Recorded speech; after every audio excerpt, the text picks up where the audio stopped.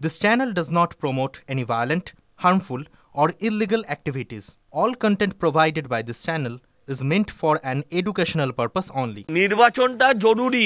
স্কুলকে যদি আমাদের কিছুদিন ফরগেট করতে হয় তো আমাদের করতে হবে, এছাড়া উপায় কি আছে? তো তৃণমূলকে রান্নাঘর অব্দি মানুষ ঢুকতে দেবে না, জানে ওরা পেঁয়াজ রসুনটাও চুরি করে নেবে, কাঁচা লঙ্কাটাও নিয়ে পালাবে।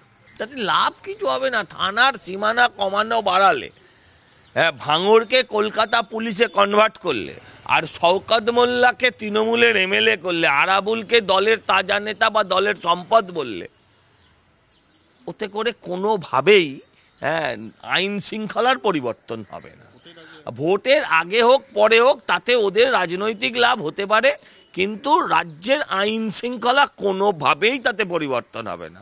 সেই একই চেহারা, একই পুলিশ, একই মানসিকতা, একই সমাজবিরোধী তৃণমূলের, কি পরিবর্তন হবে?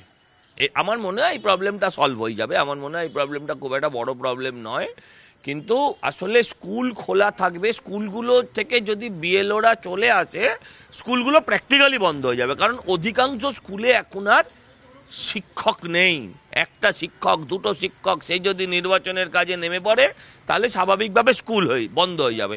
এটা কিন্তু নির্বাচন কমিশন ভাববে। আমি বলি সেটা হচ্ছে এমনি এই রাজ্যে কোনো শিক্ষা নেই, অধিকাংশ স্কুলে ছাত্রই নেই।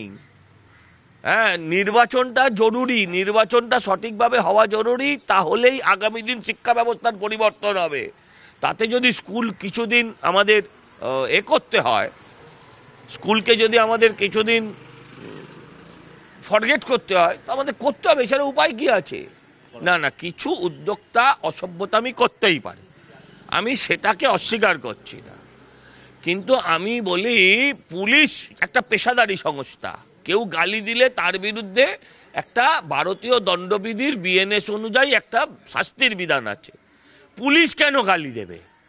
আর পুলিশ এত বড় ব্যাটা ছেলেরা, এরা মেয়েদের ওপর মারছে।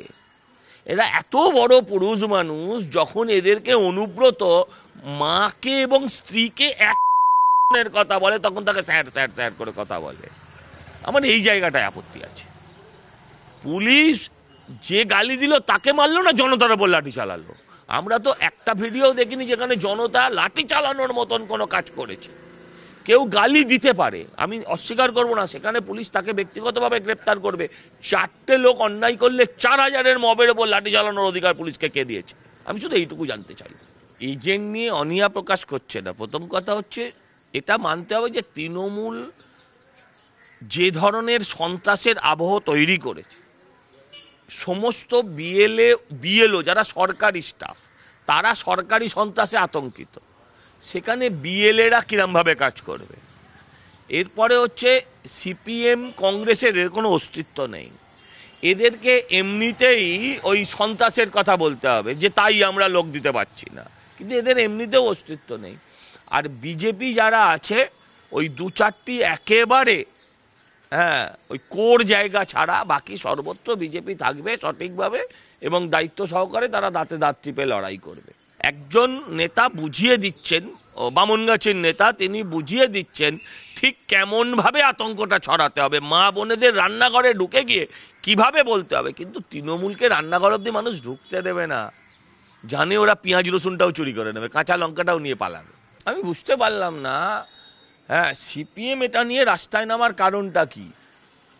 সিপিএম এটাকে নিয়ে রাস্তায় নামার কারণটা কি? তাদের ইস্যু চাই, মানুষের দৃষ্টি ঘোরাতে হবে। এসআইআর থেকে মানুষের দৃষ্টি ঘোরাতে হবে, সিপিএমের চাকরি চুরি থেকে দৃষ্টি ঘোরাতে হবে। যারা নিজেকে ঘোষিতভাবে রবীন্দ্রনাথকে বুর্জোয়া, পুঁজিপতিদের দালাল যারা বলে এসছে, আবার যারা স্বাধীনতাকে অবজ্ঞা করেছে, ইয়ে আজাদি ঝুটা হ্যায়, তারা দেশের স্বাধীনতার বাইরে গিয়ে বাংলাদেশের স্বাধীনতা নিয়ে কথা বলছে। এর থেকেই বোঝা যায় যে ওদের প্রাণটা ভারতবর্ষের জন্য না ইউনুসের জন্য।